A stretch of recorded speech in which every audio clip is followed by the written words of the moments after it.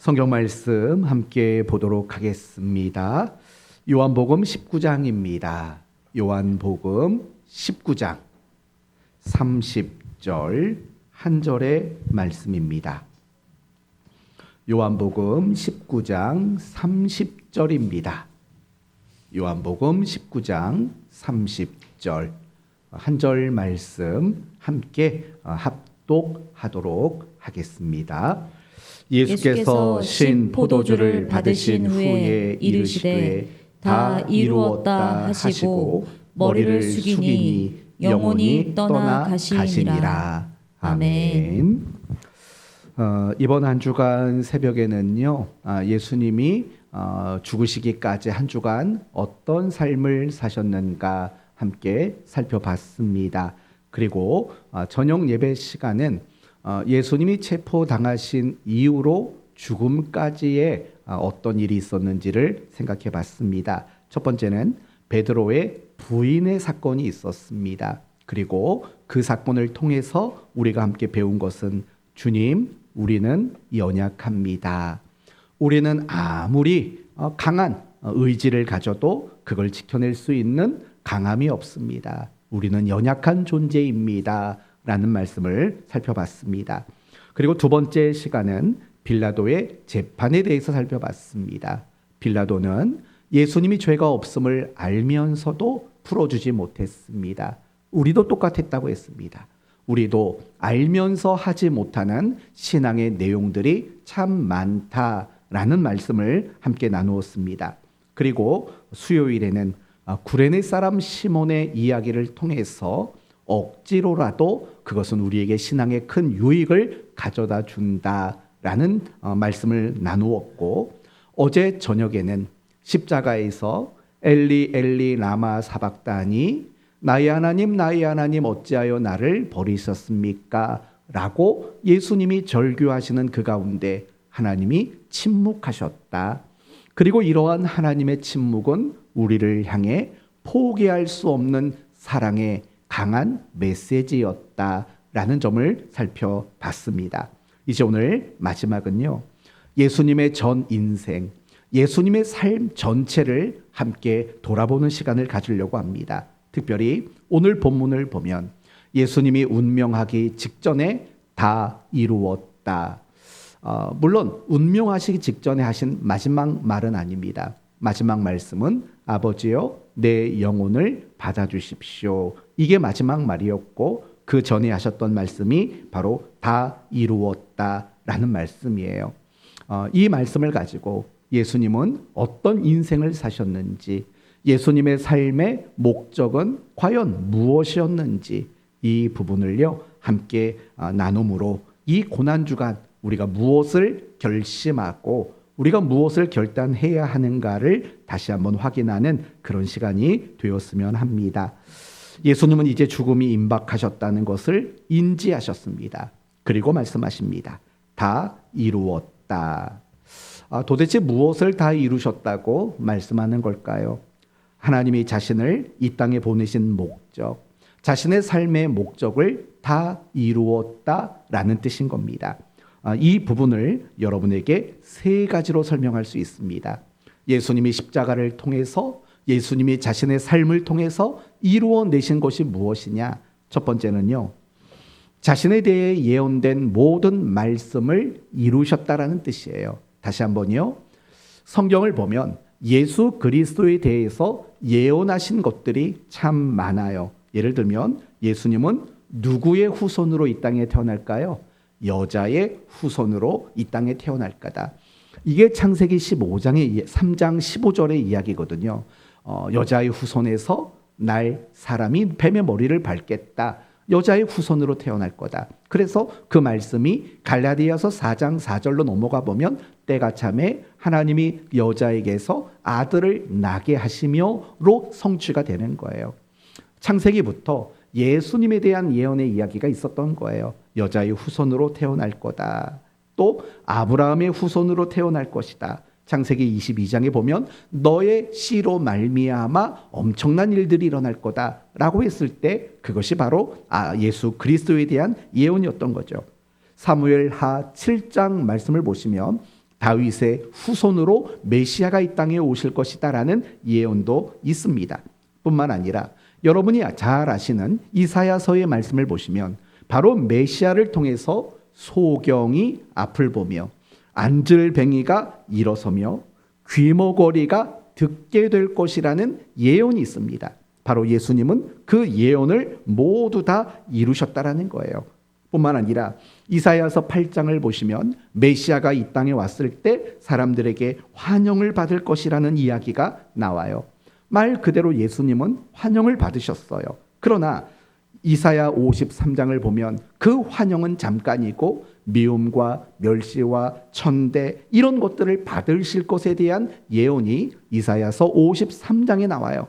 이 모든 예언을 다 뭐 하셨다는 겁니까?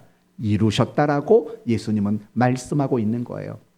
성경에서 자신에게 대해 기록한 모든 예언들을 이제 다 이루었다라는 뜻이에요. 두 번째는요, 조금 더 중요한 의미가 그 속에 담겨져 있어요. 뭐냐면 율법이 요구하는 바를 내가 다 이루었다라는 거예요. 여기서 한번 생각해 봅시다. 율법의 목적이 뭘까요? 그 율법을 통해서 우리가 구원을 받고 율법을 통해서 우리가 복을 받는 것, 그게 바로 율법의 목적일까요? 사실은 그렇지 않습니다.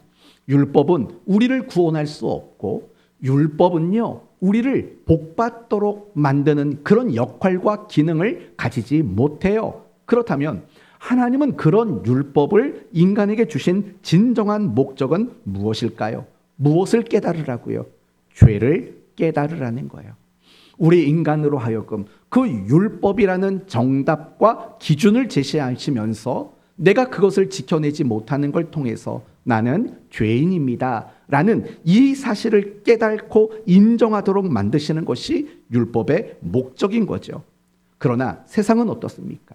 세상에는 이 율법 앞에서 나는 의인이라고 말할 사람이 세상에 존재하지 않아요. 왜냐? 모든 사람은 다 죄인이기 때문에 그래요. 그러면 그 죄의 결과는 뭐지요? 로마서 6장에 죄의 삭은 사망이요라고 이야기를 해요. 그리고 히브리서 9장 말씀을 보시면 무엇 흘림이 없이는 사함도 없다고 말할까요?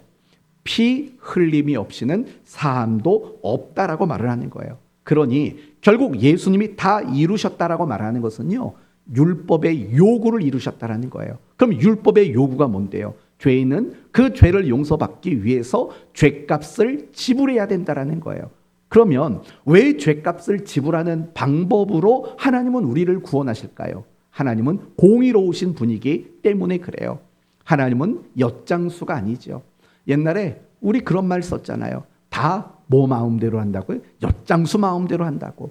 내가 100원을 주면 이 엿장수가 엿을 잘라줄 때 10cm를 잘라줄 때도 있고 또 조금 더 예쁘면 13cm를 잘라주기도 하고 그래서 엿장수 마음대로라는 말을 썼다고요. 하나님은 엿장수가 아니에요. 하나님은 가장 완전한 공의로우신 분이세요. 그래서 그분은요, 자신이 정한 율법에 정죄한 바 받은 모든 죄인은 피 흘림이 있어야만 사함을 받는다라는 이 원리를 공의롭게 지켜내시는 분이시죠. 그래서 인간이 구원을 받기 위해서는 반드시 죄에 대한 값을 지불해야 되는 거예요. 지금 예수님께서 십자가에서 죽으시는 그 사건이 뭐죠? 인간들이 지불해야 된 그 죄에 대한 값을 지불하는 거예요. 율법이 그걸 요구하거든요. 용서받을래? 구원받을래? 그러면 그 죄값을 지불해. 이것이 율법의 요구예요. 하지만 우리 인간 가운데는요, 아무도 그 율법이 요구하는 죄값을 지불할 자격이 있는 사람은 없어요. 아까 말한 대로요, 모든 사람은 다 죄인이기 때문에 그래요. 그런데 예수님이 인간의 대표자로 이 땅에 오셔서 어린 양이 되시고 친히 십자가에서 자신의 피를 쏟으시고 자신의 몸을 찢기시며 죽음을 당하셨어요. 이 모든 것들이 인간을 구원하시기 위해 율법이 요구하는 그 바를 이루시기 위한 위함이었다. 이걸 말하는 거죠. 지금 예수님이 다 이루셨다라고 말할 때 두 번째 이유는 바로 그거예요. 율법이 요구하는 죄에 대한 값을 지불하는 그 일을 내가 다 이루었다. 이렇게 말하는 거예요. 세 번째는요, 하나님이 맡기신 사명을 다 이루셨다라는 말과 같아요. 이 말은요, 첫 번째 이유, 두 번째 이유를 다 포괄하는 말이에요. 율법이 나에 대해서 기록된 거 다 이루었다. 율법이 나에게 요구하는 바를 내가 다 이루었다. 이걸 한마디로 말한다면 하나님이 내게 맡기신 그 사명 이제 내가 다 이루었다라는 말의 뜻이 되는 거예요.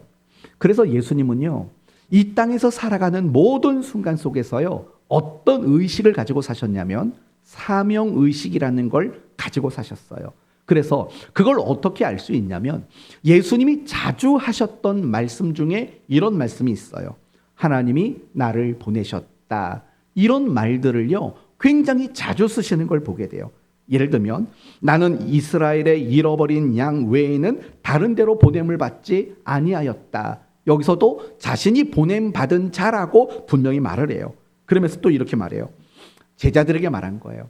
아버지께서 나를 보내심과 같이 나도 너희를 보내노라 라고 그렇게 이야기를 해요.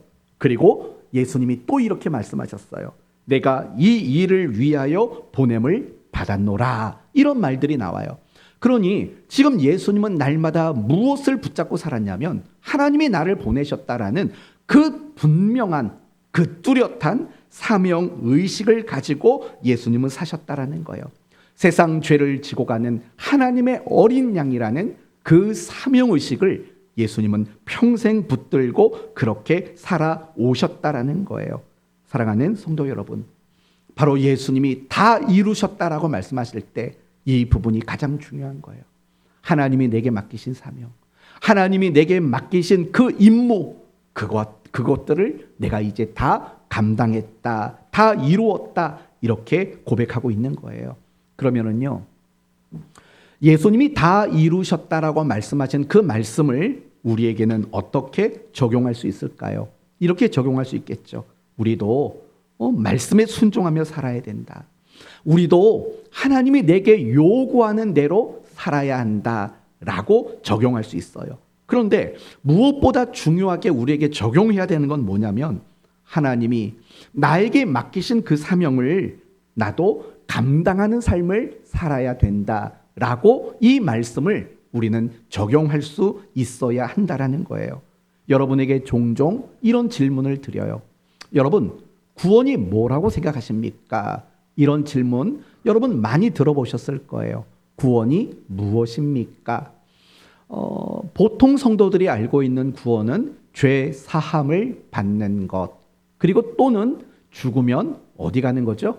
천당 가는 것, 이런 것들을 우리는 구원이라고 많이 이해를 해요. 물론 그게 잘못된 의미는 아니에요.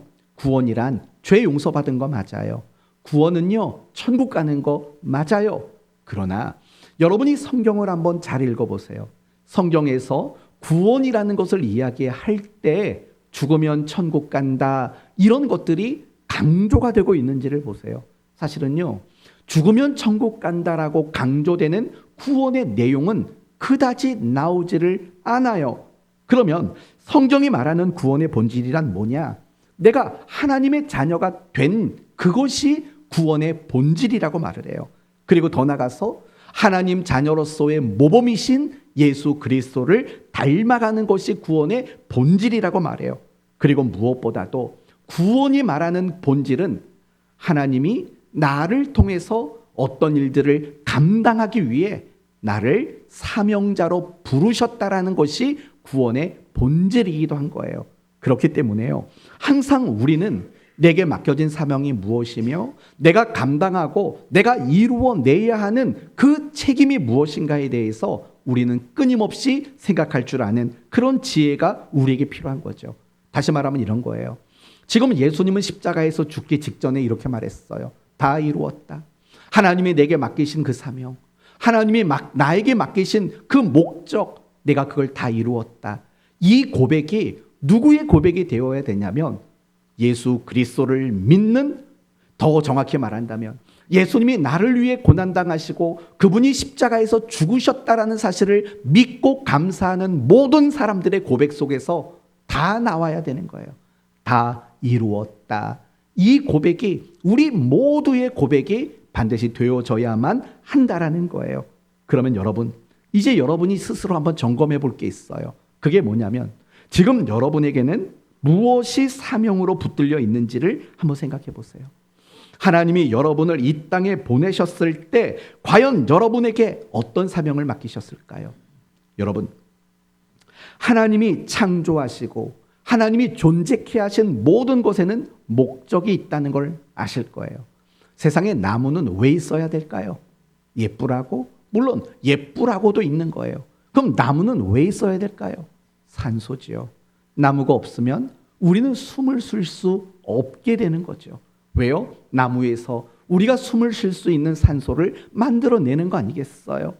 그리고 그 나무를 통해서 사람은 집을 지을 수도 있는 거고, 중요한 것은 하나님이 무언가를 창조하셨고 그 창조로 인해 존재하게 된 모든 것에는 다 그에 상응하는 목적들이 반드시 있는 거예요. 하나님이 태양을 왜 만드셨을까요? 그건 빛의 역할을, 빛을 목적하는 것으로 그 태양을 만드신 거예요. 마찬가지인 거예요. 하나님이 우리에게 새 생명을 주시고 우리에게 새로운 존재로 재창조하신 데에는요, 다 그만한 목적이 있는 거예요. 여러분이 이 땅에 왜 예수를 믿고 구원받은 사람으로 살아갈까요? 다 목적이 있는 거예요. 모두가 다 사명이라는 걸 가지고 여러분은 살아가는 거예요. 성도 여러분, 이렇게 한번 물어보면 여러분은 뭐라고 대답하시겠어요? 예수 믿고 구원받은 사람 중에 사명이 없는 사람 있을까요? 없을까요? 라고 묻는다면 여러분의 대답은 뭡니까? 뭐 없을 수도 있겠지요. 이런 대답이 나올까요? 그게 아니에요. 내가 예수를 믿고 구원받은 모든 사람들에게는요, 다 사명이라는 게 있어요.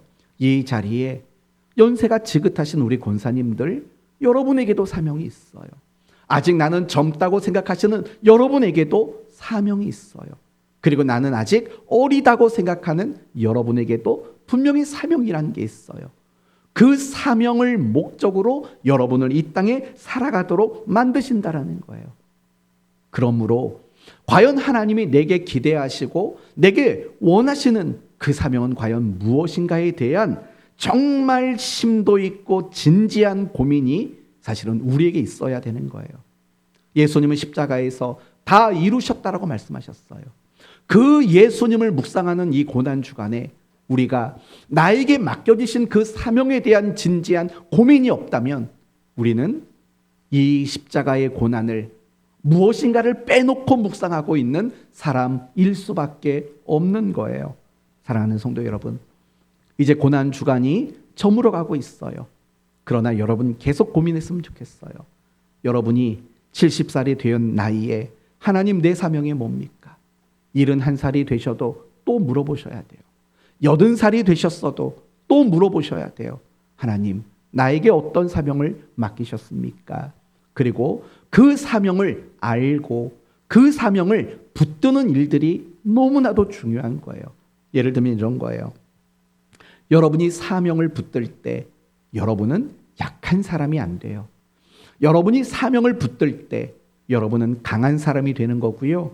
어떤 순간에도 좌우로나 우로나 치우치지 않는 견고한 사람이 되어질 수 있는 거예요. 엘리야를 생각해 보시겠어요? 갈멜산의 모습과 또 그가 로뎀나무 광야에 있었을 때의 모습은 천지 차이였다는 거 아시잖아요. 왜 그런 차이가 날까요? 결국 그 모든 것들이요, 사명을 붙잡았느냐, 사명을 놓쳤느냐의 문제가 그 속에 있다라는 거예요. 사랑하는 성도 여러분, 우리 모두도 마찬가지인 거예요.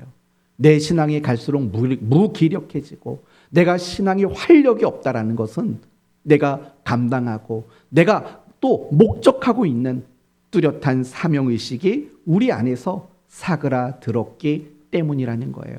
그래서요, 예수님께서 정말 한평생 사시면서 다 이루었다, 이 말씀 한마디 하기 위해 평생을 사명감을 가지고 사신 것처럼 여러분도 마찬가지여야 돼요. 여러분이 주님 앞에 서는 그날, 여러분이 주님께 하고 싶은 말은 이 말이 돼야 돼요. 다 이루었습니다.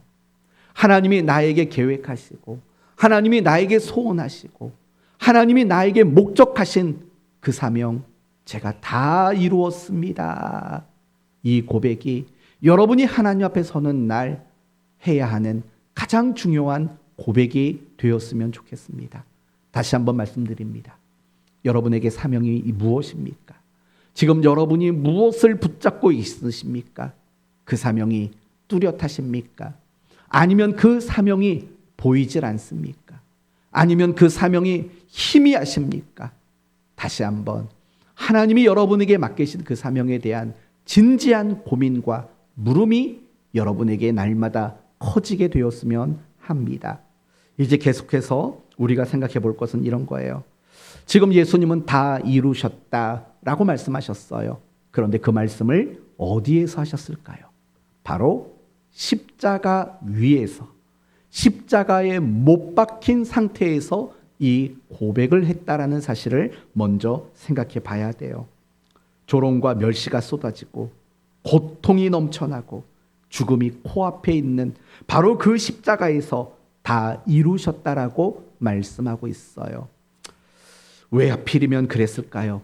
왜 하필이면 죽어가는 모습으로 그 십자가에 매달려서 다 이루셨다라고 말씀하셨을까요? 제가 이렇게 반문하는 이유는요, 이런 생각이 문득 들었어요. 만약에 죽은 나사로를 살려내신 후에 다 이루셨다라고 말하면 굉장히 멋져 보이지 않을까요? 또는 오병이어 기적의 사건을 보세요. 보리떡 5개, 물고기 2마리, 그걸로 5,000명을 먹이고 남기신 그 기적의 사건 속에서 다 이루셨다라고 말하면 정말 영웅이 되지 않을까요? 또는 물 위를 걸어오시고 풍랑과 바람을 잔잔케 만드신 이후에 내가 다 이루었다라고 말하면 얼마나 위대해 보이시겠습니까? 또는 예수님이 예루살렘에 입성하실 때 많은 사람들이 종려나무 가지를 흔들면서 호산나 호산나 열렬히 환호했지 않습니까? 그 길에 다 이루었다라고 말하면 그 자리에 있는 사람들이 얼마나 박수를 치고 좋아라 했겠습니까? 그런데 지금 주님께서 다 이루셨다라고 말씀하신 자리는 그런 박수받고 자랑하고 과시할 만한 자리가 아니라는 거예요.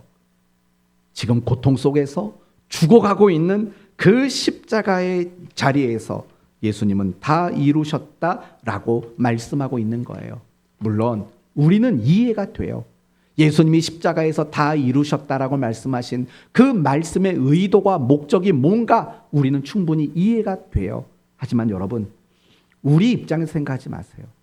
예수님 당시의 제자들의 입장에서는 다 이루었다라는 말이 정말 쉽게 이해가 될 수 있는 말이었을까요?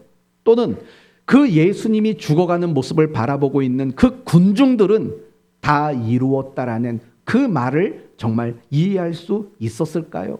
저는 이해할 수 없었다고 생각합니다. 왜 그렇습니까? 그들이 보기에는, 제자들이 보기에도 그렇고 그 많은 군중들이 보기에도 예수님은 실패자처럼 보일 수밖에 없습니다.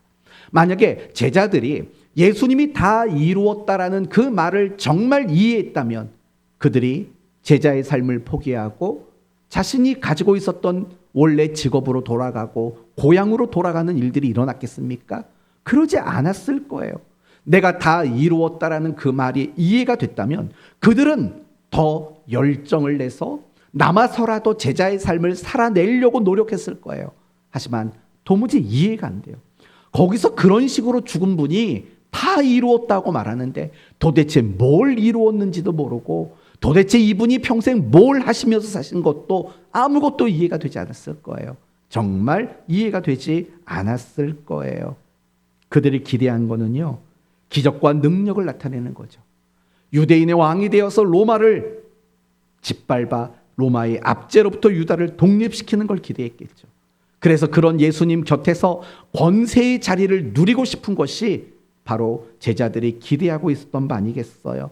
그러나 예수님은 너무 무기력하게 저항 한 번 못하고 한마디 말도 못하고 정말 죄인처럼 십자가에 못 박혀서 그만 죽어버리고 말았어요. 다 이루었다라는 그 말, 그들은 전혀 이해할 수가 없었어요. 그런데 여러분, 그렇다면 예수님은 왜 그들이 이해할 수 없는 그 십자가라는 자리에서 다 이루었다라는 말씀을 하셨을까요? 그것은요, 이런 의도가 있는 거예요. 먼저는요, 십자가만이 하나님이 자신에게 목적하신 구원을 이룰 수 있는 유일한 방법이기 때문에 그래요. 십자가만이. 자신에게 맡겨진 그 사명을 이루는 유일한 방법이 오직 십자가 말고 없어요. 여러분도 알고 있잖아요. 십자가 외에는 절대로 구원이 없다는 거 아시죠? 그래서 갈라디아서 6장 14절 말씀을 보시면 그러나 내게는 우리 주 예수 그리스도의 십자가 외에는 결코 자랑할 것이 없느니라. 바울은 그런 고백을 해요. 왜 십자가만을 자랑할까요? 오직 십자가만이 우리를 구원하시는 유일한 방법이 되기 때문에 그래요. 그래서 예수님은 그 십자가에서 다 이루었다라고 이야기하는 거예요. 그리고 또 하나 중요한 게 있어요. 그건 뭐냐면요, 구원받은 그리스도인의 삶을 가능하게 만드는 것도 십자가라는 방법 말고는 없다라는 거예요. 예수님은 제자들 그 자리에는 분명 몇 명 없었겠지만 분명히 그 십자가에서 다 이루셨다고 말씀하실 때에는 그걸 우리에게 교훈하기 위함인 거예요. 십자가만으로 구원을 받듯이 오직 십자가만으로만 우리는 그리스도인다운 삶을 살아낼 수 있다라는 거예요. 구원의 방법도 십자가고 구원받은 사람의 삶의 방법도 십자가라는 거, 그걸 말씀하고 교훈하기 위해서 그분은 십자가에서 다 이루셨다고 말해요. 무슨 말이에요? 십자가가 아니고는 다 이루었다라고 말할 수 있는 자리는 없다라는 거예요. 십자가를 놓치고 십자가를 외면하고 십자가를 내동댕이 친 그 자리에서는 그 무엇도 다 이루었다라고 말할 방법이 없다라는 거예요. 그래서 예수님은 늘 제자들에게 그런 말씀을 하셨잖아요. 아무든지 나를 따라오려거든 자기를 부인하고 자기 십자가를 지고 나를 따를 것이니 라고 예수님은 그렇게 말씀하신 거예요. 지식이 우리를 그리스도인답게 만들지 못해요. 명예와 권세를 가진 것도 우리를 그리스도인답게 만들지 못해요. 마치 무엇과 같냐면 우리가 가지고 있는 지식과 명예와 권세가 우리를 구원할 수 있습니까? 없습니다. 내가 가진 지혜와 명성과 권세로는 우리가 구원에 이르지를 못해요. 마찬가지인 거예요. 내가 아무리 지혜롭고 명예와 권세와 물질 가지고 있다 할지라도 구원을 얻지 못하듯 그런 것을 가지고는 하나님이 내게 맡기신 그 사명을 감당하지 못하고 하나님이 나에게 원하시는 그 삶을 살아낼 수 있는 방법이 없다라는 거예요. 오직 우리의 삶에 모든 걸 가능하게 하는 유일한 방법은 다른 게 아닌 거예요. 뭐밖에 없다는 거예요? 십자가 말고는 다른 방법이 없다라는 거예요. 사랑하는 성도 여러분, 그래서 그것을 우리에게 교훈하기 위해서 예수님은 다 이루었다라는 말을 다른 멋진 곳이 아니라 박수 받을 만한 곳, 영광 얻을 만한 곳, 사람들에게 우러러 보일 만한 곳에서 말씀하지 않으시고 조롱, 멸시, 천대, 고통, 죽음의 자리인 그 십자가에서 다 이루셨다라고 그렇게 말씀하시는 겁니다. 이제 우리 자신을 한번 생각해 보셔야 돼요. 우리는 그리스도인답게 살아가지 못하는 이유는 과연 뭘까? 답은 딱 하나밖에 없어요. 뭘 붙잡지 않았기 때문일까요? 십자가를 붙잡지 않았기 때문이에요. 십자가에 내가 있지 않기 때문에 그래요. 갈라디아서 2장 20절 말씀 잘 아실 겁니다. 내가 그리스도와 함께 십자가에 못 박혔나니 그런즉 이제는 내가 산 것이 아니요 나를 위해 죽으신 그리스도를 위해서 사는 것이다. 중요한 건 앞대목이겠죠. 내가 그리스도와 함께 십자가에 못 박혔나니. 예수를 믿는다라는 건 그분과 함께 십자가에 못 박힌 자가 되는 거예요. 다시 말한다면 예수 그리스도를 믿는, 그래서 구원받고 그리스도인이 되었다라는 말은 내 삶의 방법이 십자가로 확정했다라는 뜻인 거예요. 모든 게 다 방법이 십자가예요. 내 삶의 원리도 십자가, 내 삶의 어떤 일을 할 때도 그 일을 하는 원리와 방법이 십자가로 삼은 사람들, 그게 바로 갈라디아서 2장 20절이 말하는 내가 그리스도와 함께 십자가에 못 박혔나니 라는 말인 거예요. 사랑하는 성도 여러분, 여러분이 똑똑하지 못해서 그리스도인답지 못한 게 아니에요. 여러분이 기도를 할 줄 몰라서 그런 것도 아니고요.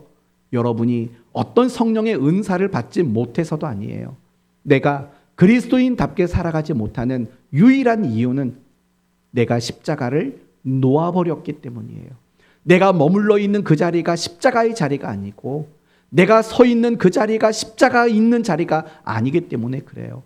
십자가가 삶의 방법이 되지 않아요. 그렇기 때문에 우리는 어디에서든지 그리스도인다운 삶을 살아가지 못하는 거죠. 그렇다면 십자가는 도대체 뭔데요? 간단히 말하면 자기 부인인 거예요.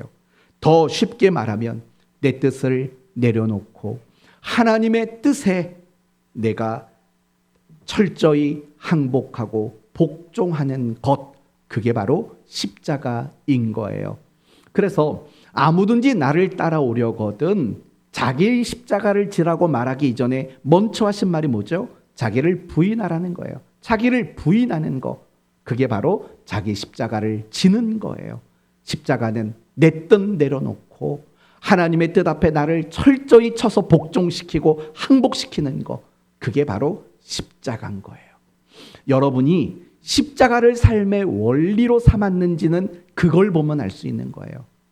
나는 내 뜻 내려놓는가? 그리고 나는 하나님의 뜻에 나를 복종시키고 항복시켜내고 있는가? 그걸 보는 거예요. 만약에 내 삶 속에서요, 내 뜻을 내려놓지 않고 내 뜻과 자기 주장을 고집하며 살아간다면 그 사람에게는 지금 무엇이 없는 걸까요? 자기 부인이 없는 거고, 뭐가 또 없는 거죠? 십자가가 없는 거예요. 하나님의 뜻에 나를 복종시키고 하나님의 뜻에 나를 항복시키는 일이 없다면 지금 뭐가 없는 거예요? 자기 부인이 없는 거고 십자가가 없는 거죠. 그러면 그런 삶이 어떻게 정말 그리스도인다운 삶을 만들어낼 수 있겠습니까? 저는 이 말씀을 묵상하면서 이런 생각이 들었어요. 예수님은 오늘 본문에 있는 그 시점에만 십자가를 지신 게 아니구나. 예수님은요, 이 땅에서 오시는 그 순간부터 이미 십자가를 지신 분이신 거예요.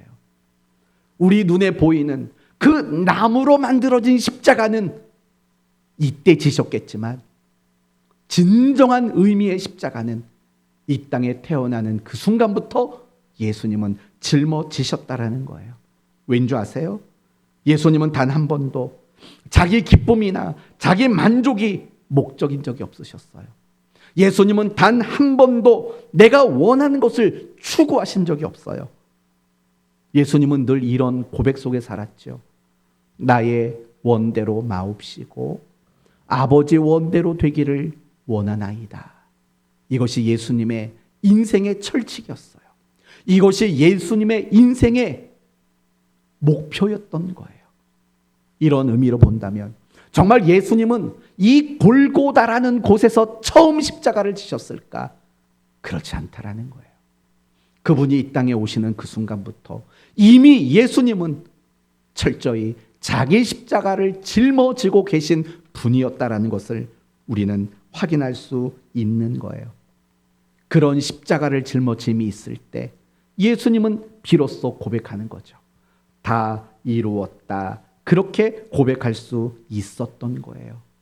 여러분도 주님 앞에 서는 날, 여러분의 인생의 마지막이 되는 그날 이런 고백하고 싶으신 거잖아요. 다 이루었습니다. 하나님이 나에게 원하셨던 것들, 하나님이 내게 맡기신 그 사명들 다 이루었습니다. 그 고백을 할 수 있는 유일한 방법은 오직 십자가라는 사실인 거예요. 자기를 부인하고 내 뜻을 내려놓고 하나님의 뜻에 나를 철저히 복종시키고 항복시키는 그 삶, 그 삶이 우리로 하여금 다 이루었다라는 이 고백을 가능하게 만드는 유일한 삶이었어요. 그게 바로 예수님의 삶이었어요.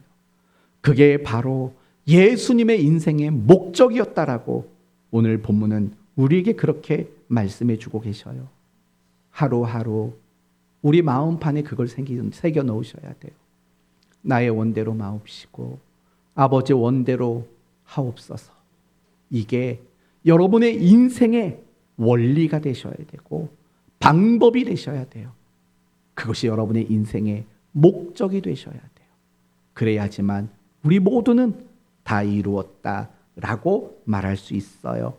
이제 끝으로 한 말씀만 더 드리고 모든 말씀을 마치려고 합니다.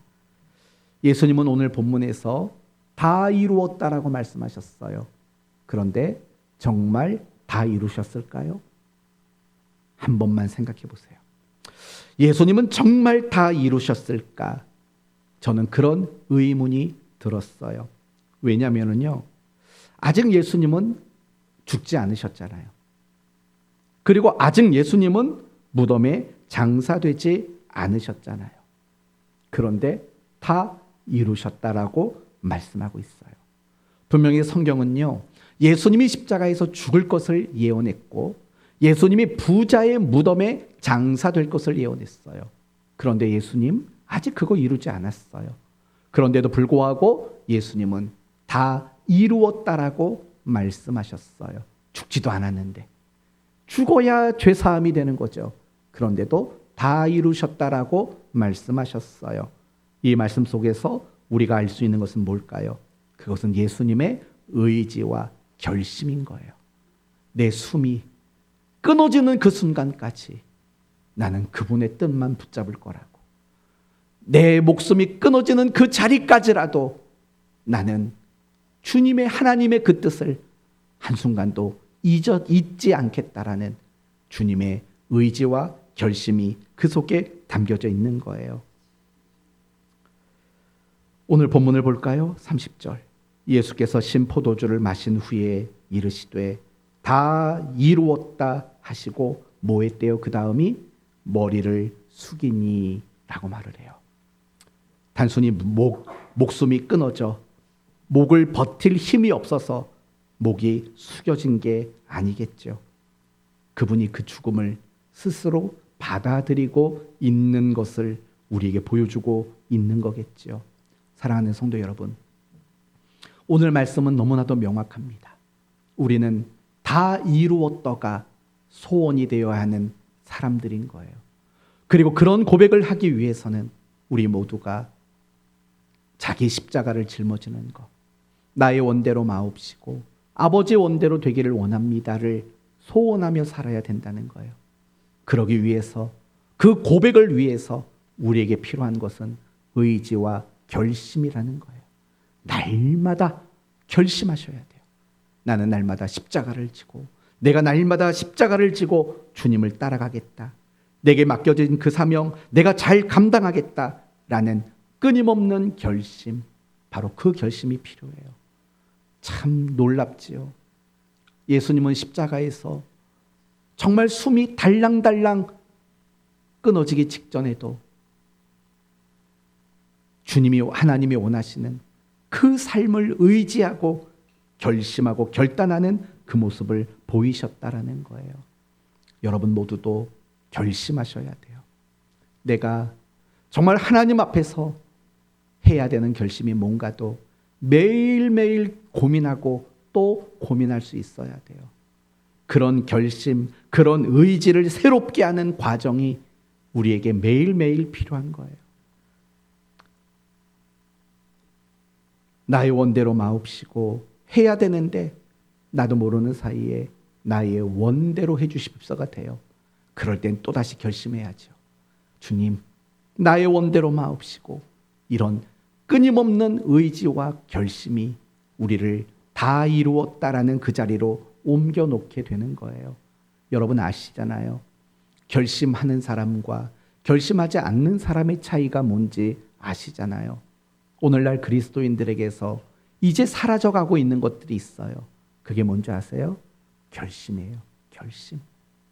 말씀을 들어도 오늘 말씀 좋아요 까지는 가요.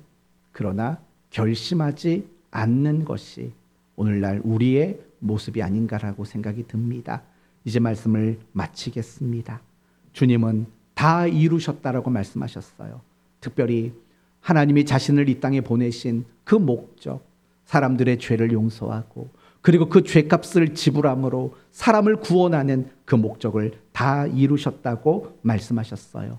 어디에서 그 말씀하셨어요? 십자가에서. 이게 무슨 뜻이라고 그랬어요?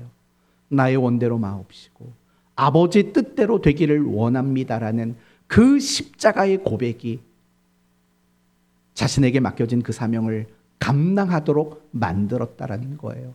죽는 그 순간까지 결심하고 그 의지를 나타내는 이 예수님의 모습이 고난주간 이 마지막 시간 저와 여러분 모두에게 함께 나타나야 할 신앙의 내용이라고 생각합니다. 성도 여러분, 예수님의 고난을 다 묵상했어요. 이제 우리가 해야 될 일은 우리도 주님 앞에 서는 그날 다 이루었다라고 말하고 싶은 소원을 가져야 돼요. 그리고 십자가라는 나의 원대로 마옵시고 아버지의 뜻대로 되기를 원합니다라는 소원을 품으시고 그 소원이 흔들릴 때마다 다시 결심하고 다시 의지를 새롭게 하는 이런 반복적인 모습으로 여러분 모두가 주님 앞에 서는 날 다 이루었다라고 말씀하신 주님 앞에서 주님 저도 다 이루어냈습니다라고 함께 고백하며 기뻐하는 저와 여러분 모두가 되시기를 예수 그리스도의 이름으로 축원드립니다. 아멘.